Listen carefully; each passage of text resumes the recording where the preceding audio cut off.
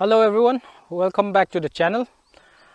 Today we're going to review two very special bikes from Royal Enfield. This is the Interceptor 650 and this is the Continental GT650. So both these bikes are brand new from Royal Enfield. There's a lot of things to discuss on this bike. First I want to go to the Interceptor.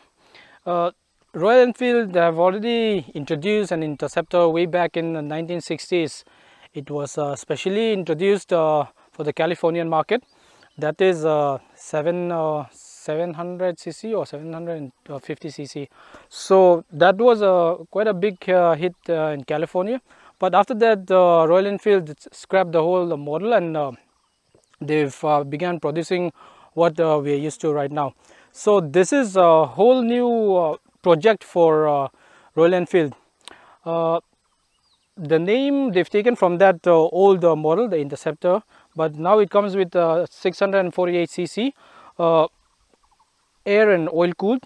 This engine is totally different and it's a big departure from what Royal Enfield have been building till up to now. And I want to start from the styling. The styling, as you can see, is it's a classic standard styling. It's very beautiful with a big teardrop tank and with a flat seat, classic spoke rims with mated on 18-inch aluminum XL rims, and it comes with good high handlebars with a torsion stiffening bar with a twin port classic arrangements for the instruments with the round headlights. But the round headlight do not come with LED, it comes with the normal halogen bulb. This is the old, almost exactly like the old Interceptor, the styling wise. But the chassis is really special. Royal Enfield have been working with Harris Performance. They are the specialist chassis builder from England. They've been working with many other companies, and they have they used to build MotoGP bikes also way back when it used to be called GP500. So they are really good chassis builder, and they've been working with Royal Enfield, and I think one of their first collaboration is the Continental 535. That is a really sweet handling bike, and after that they've done work with the Himalayan, and after that they've done their work on this bike. So handling wise, I don't think it's gonna have any problem, because the guys who worked on the chassis are like Harris. No, Harris is like, it's a known name. And they've the forks is a 41mm conventional fork. They've carried over this from the Continental GT, and at the back it's got a gas filled twin shock. This on the old Continental GT, that 535, the rear shocker was Paoli. This time nothing is written on the shocker, but I've heard somewhere that both the shockers are made by Armstrong from India. But let's hope they are quite competent. We haven't ridden the bike, we'll be riding them soon. So apart from that, let's go back down to the engine. Okay, previously Royal Enfield are producing engines which use pushrod. So they've departed from those type of engine on the Himalayan, but we all know that the Himalayan was a little underpowered. So when Royal Enfield wanted to, be the largest mid segment bike builder in the world, they were scratching their head a lot, and they've come out with this engine. It's got a parallel twin engine, air and oil cooled, with 4 valves per cylinder on each cylinder, and it's got a 270-degree firing order. So that means it's going to be really smooth, and it's got a counterbalancer on the engine also. So engine wise, that is also sorted, and it's got a fuel injected system. So how does all this made it together? Like just pressing the start button, it feels totally different from all other Royal Enfield bikes. When I see this bike, what comes to my mind is a Triumph, a Triumph Bonneville, that street twin. So I'm not saying Royal Enfield has taken the styling cues from the Triumph, but it reminds me of Triumph, and the sound also reminds me of a Triumph, because It's got the twin megaphone exhaust just like the Triumph. But anyways, the engine is really smooth. It's got a counterbalancer, and the engine gives out around 47 PS at 7,250 RPM. So and it weighs around 200 or 203 kgs. For a 650cc giving out only 47 PS of power, you might think that this will be a really underpowered bike, but you'll be really surprised that it is not at all underpowered. So before we go to the riding experience, let's go back to, let's shift our attention to this bike. This is the Continental GT650.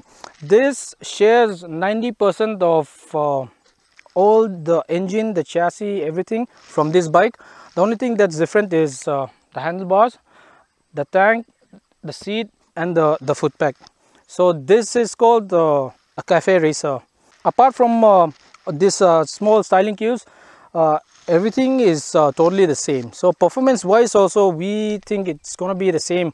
Only thing visually different is the aluminum wheels on this is blackened out, powder coated black. This is silver.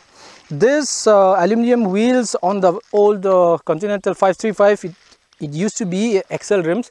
So XL is not written anymore here. I don't know if it's still XL or not, but let's hope it lasts for a long time. And it comes shot with Pirelli Phantom Sports tire, about 18 inch. Let's hope the tire also works well. Now let's go for a blast on the Interceptor 650.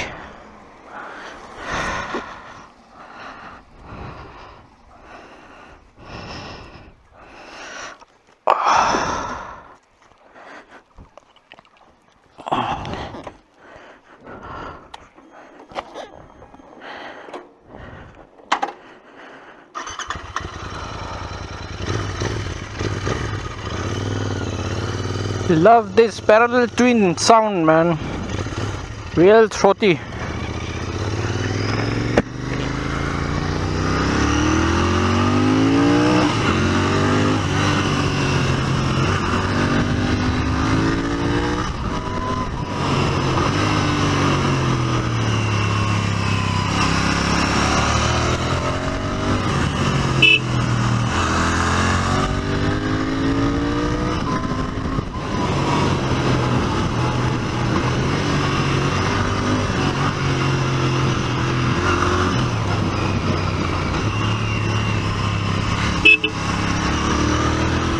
Front suspension is a little soft.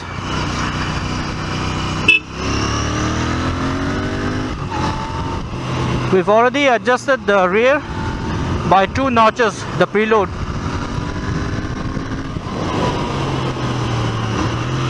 There's lots of traffic today.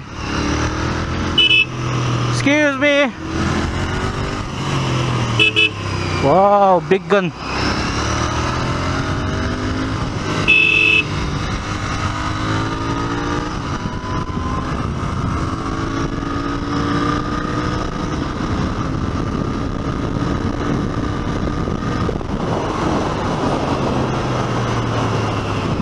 $140 easy.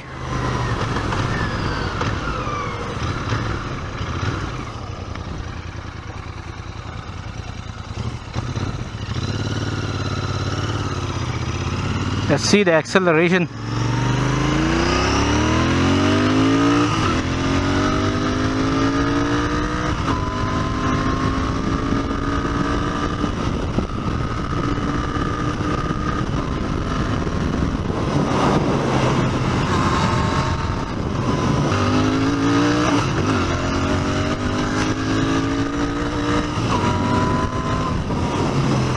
Yeah, slipper clutch is working really good.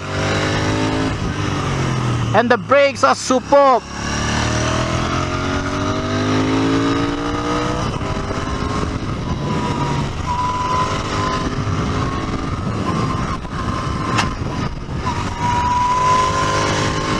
Yeah, man. Woo!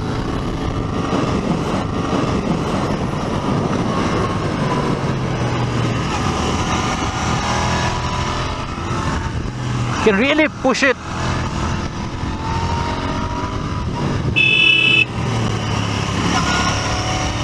You won't feel the 200 kg plus weight here. This is really nice.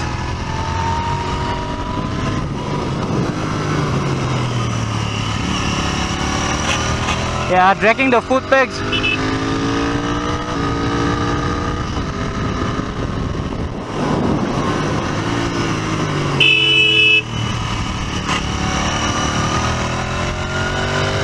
Wow.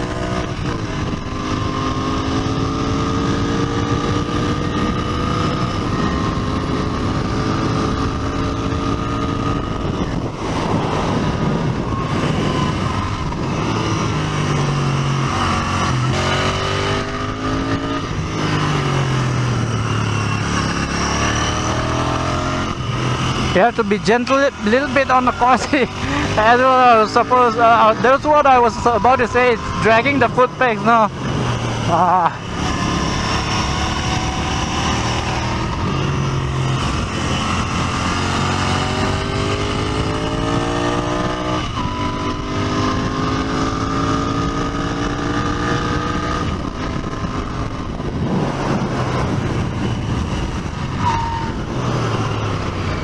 All in all, super impressed with this bike, and on top of that, with insurance you can get it for around 2.68 lakhs.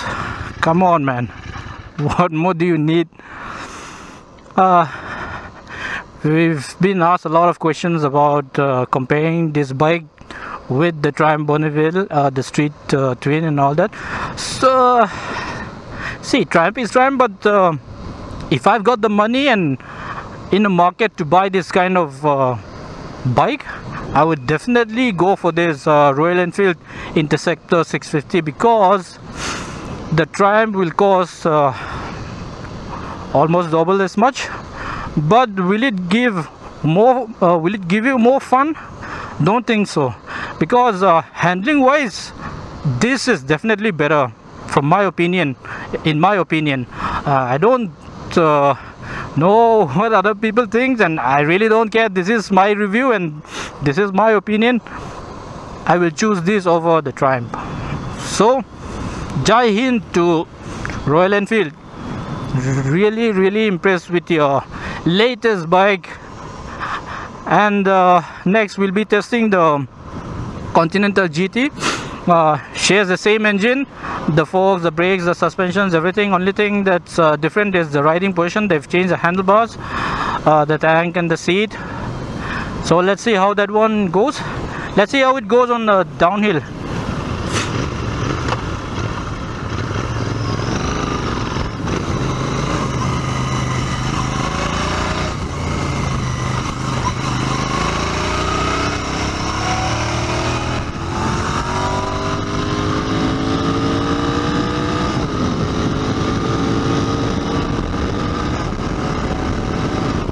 Ah, 145 easy.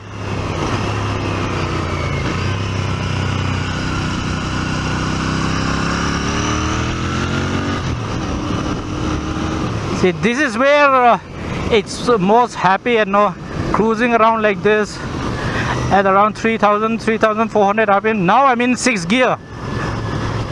I'm cruising in 6th gear.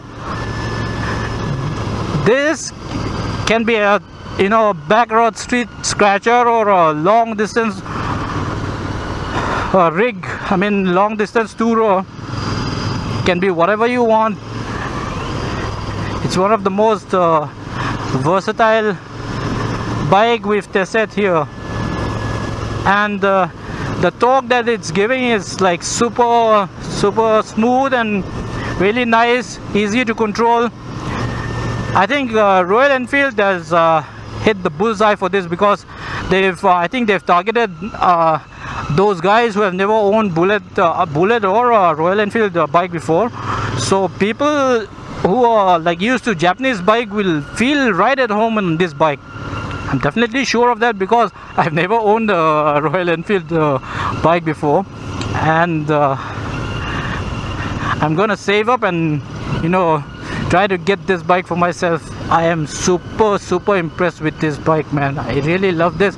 People are complaining about the exhaust note and all that.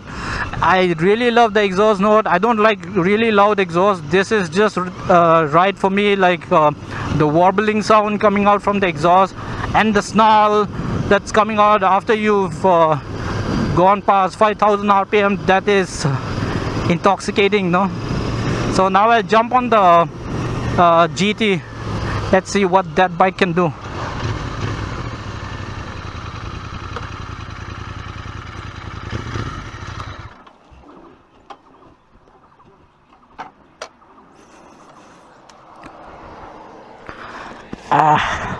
Now I'm jumping straight on the Continental GT. Riding position is totally different with a clip-on handlebars, different tank.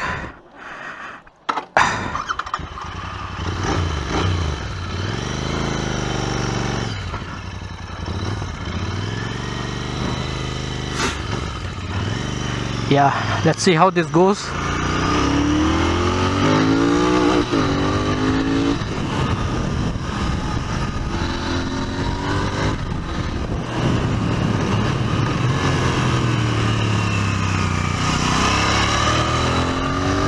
You've got a much more dedicated riding position,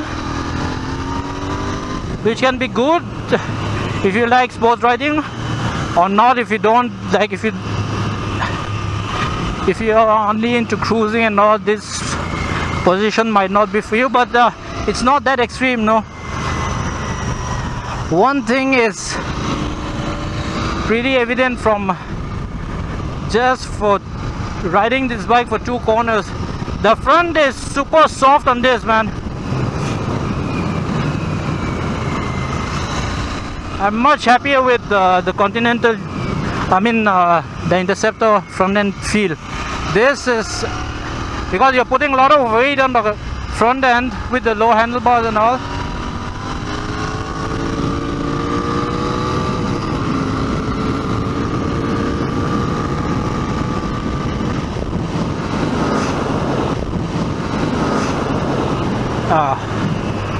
This might be faster because they are not sitting prone upright anyways, but going downhill is less comfortable. Let's go for acceleration.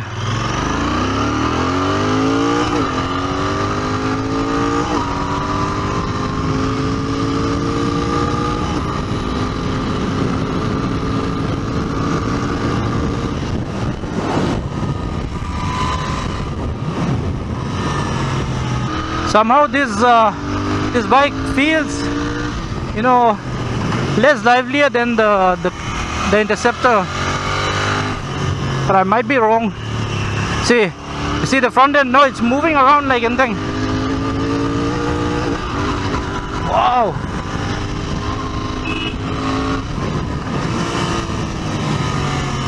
Skipper clutch doing its work.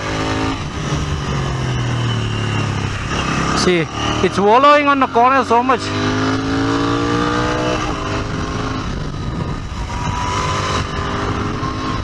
Oh, it's wheeling.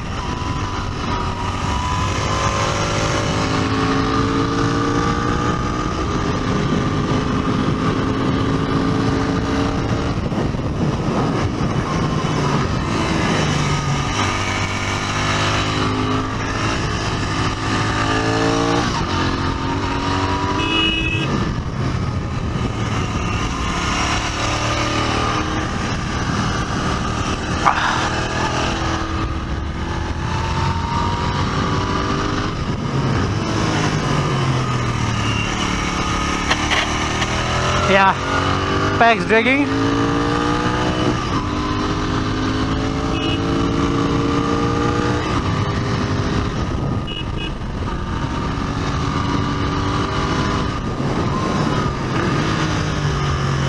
The ABS is working really nice, not intrusive at all. Come on, man, give me some room.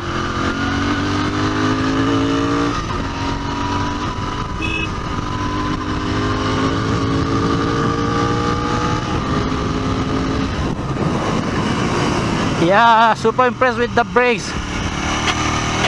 Yeah.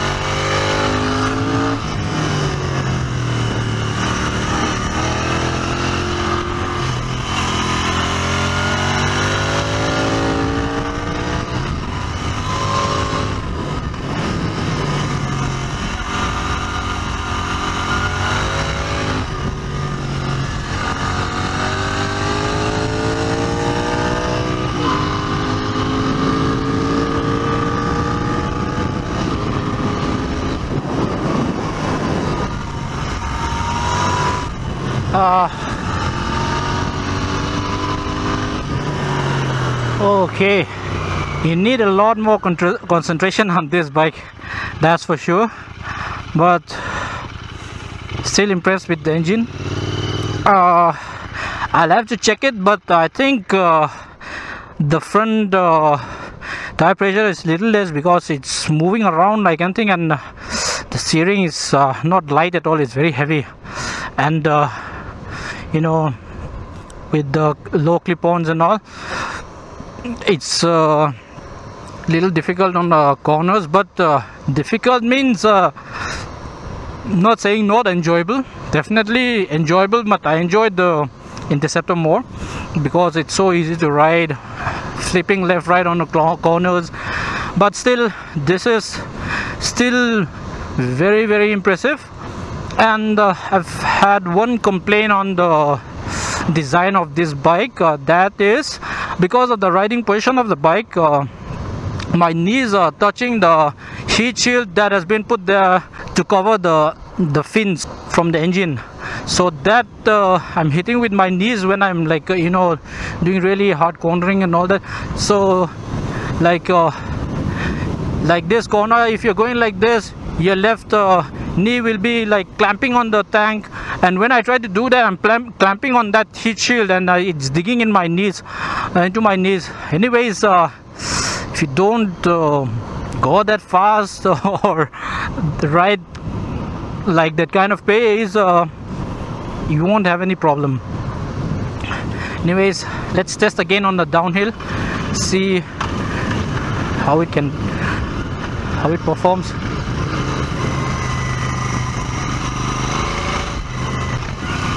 Accelerating.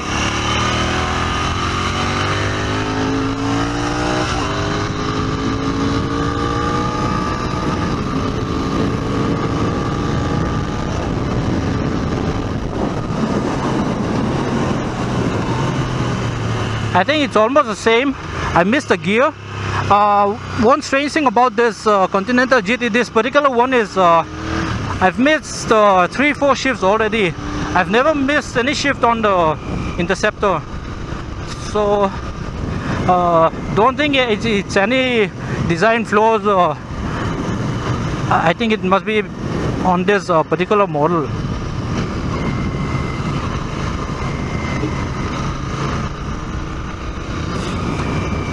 We've been riding these two bikes the whole day, and it still performs like anything, no?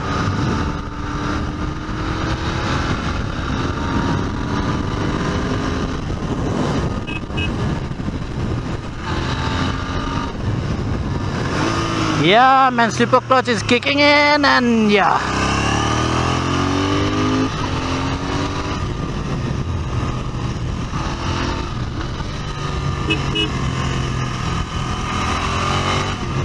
You cannot just dump some gears and rev, no, like you have to go with the flow on this. No point in revving so much. See, the front is wallowing.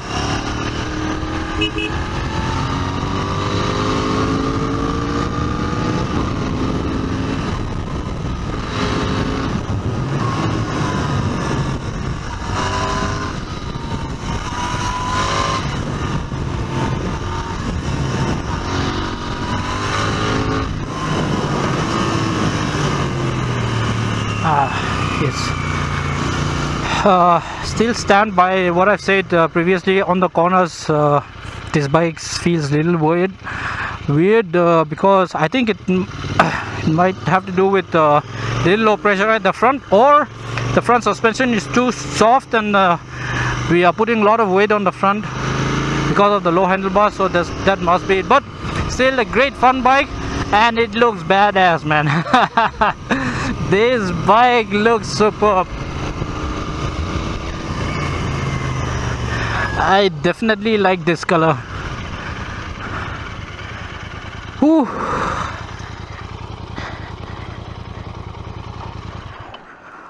Wow, I'm tired. The great thing about this engine is around 60% of the power you can have from 3000 rpm, so you don't need to rev till 7000 rpm to make any progress. So if you like want to cruise around 3500 to 4000 rpm in fifth gear, you can do that. Like, it pulls like anything. The torque is really smooth. The ride is really supple on this. Royal Enfield have changed the suspension settings slightly on this. It's got a preload adjuster at the back. So what the Royal Enfield have done is they've put the adjuster at the softest on this bike and on the third position on this GT.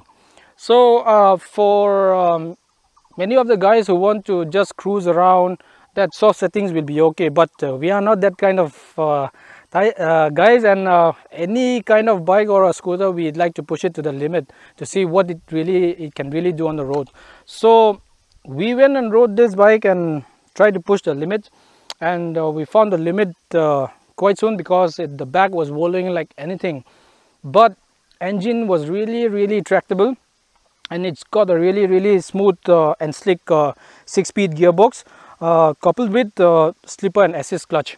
So this might look like an old classic bike, but the engine itself is a really modern item with oil and air cooled. So while going on a corner and like downshifting, we used to have a problem with some Royal Enfield model because the gearbox was really slow when you're trying to change 2-3 gears, and it was not going as as fast as it was not shifting as fast as you'd like.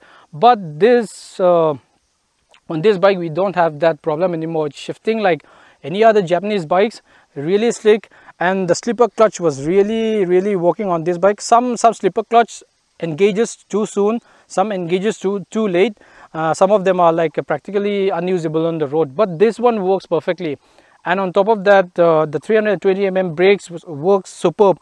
Like the feel and the bite is really good. The back is also great. It's got a 240mm disc brake at the back. Used to come with the old Continental GT650 used to come with Brembo brakes, but this time they're using Vibri. But quality wise, we don't feel any difference compared to the Brembos. So basically this is a win-win situation. The Royal Enfield have come out with a real bombshell. So now with insurance here in Aizawl, you can have this for 2.68 lakhs with small change.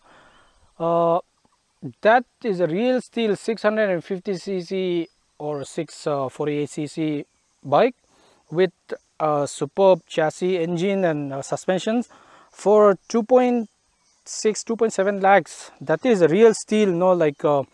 What Royal Enfield was trying to do with this bike is they've got lots of fans all around the world, the real Bulletista or the real Royal Enfield diehard people, but they want to branch out to people who have never owned or ridden a Royal Enfield.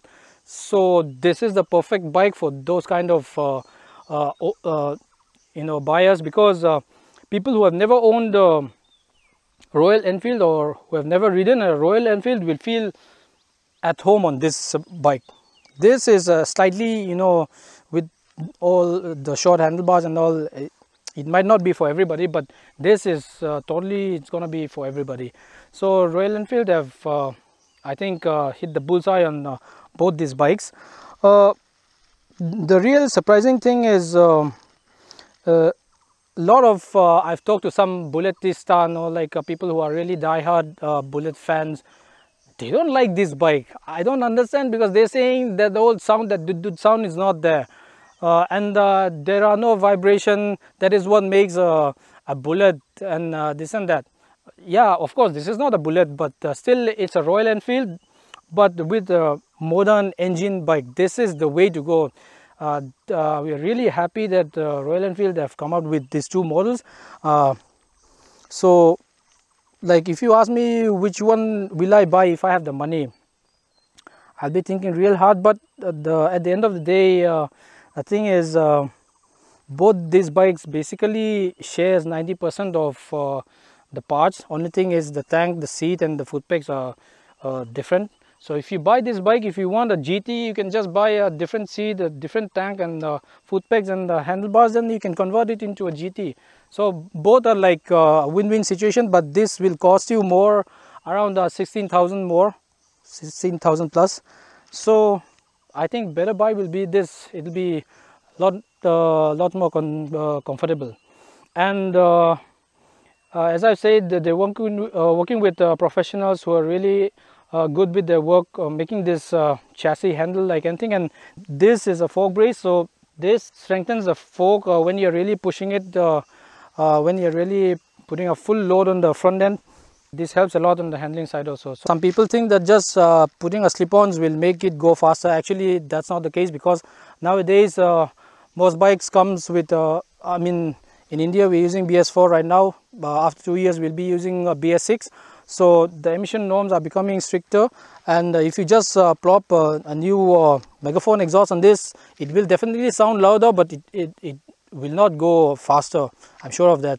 You have to tickle with the ECU mapping or something like that. So the stock ones, it looks great, it sounds great, and we are in love with the sound of this, both the bikes.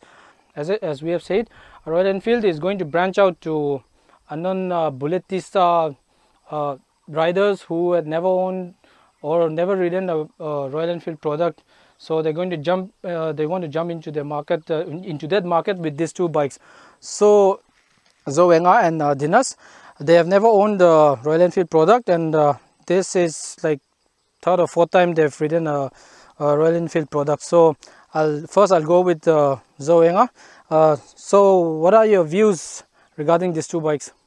To be honest, I'm not a fan of Royal Enfield, but these two bikes have changed my view regarding the bikes, the Royal Enfield. Okay. And I have ridden a few bikes, Royal Enfield before, but then this one is completely different, and I love it. Okay, so I think Royal Enfield have hit the bullseye with both these bikes. No? So which one will you buy if you're going to buy? Continental GT. Okay, definitely. No, it looks sexy.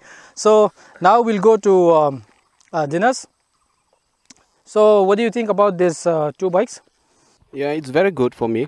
Okay. So I read them, both of them, and like what is the performance? I mean, compared to you're riding a Duke 250. I know you're a very good rider and you really love your bike. But compared to Duke 250, how does this bike feel? I think that the bike is very good for me. Like the pickup is not there. Okay, yeah. So that's the problem of me. Yeah. But the speed is very good. Yeah, I like the speed. So for people who are used to KTM power band, they might feel this is a slow poke, huh? But when you really rev it, no, that deficit is not there. Anyways, so you know, if you're going to buy, which one will you go for? I'll go for this Interceptor. Oh, okay. Why is that? Because I love it. Because see, the GT is very what do I say? Very low, huh? Very low and yeah, aggressive for this. I feel yeah. Feel aggressive for me. So I think I like that one, the Interceptor. I know why you like this. Flick. Yeah, because you're riding a naked bike, a Duke 250, and it feels somewhat, you know, with the naked handlebars, and also you'll go for this. So end of the day, I think Royal Enfield have hit the bullseye with both these bikes, because as we have said, both of them have never owned Royal Enfield bikes, but one like this and one like this, so it's a win-win situation for Royal Enfield. So I think it's great that they've come out with these two bikes. Thank you, Royal Enfield.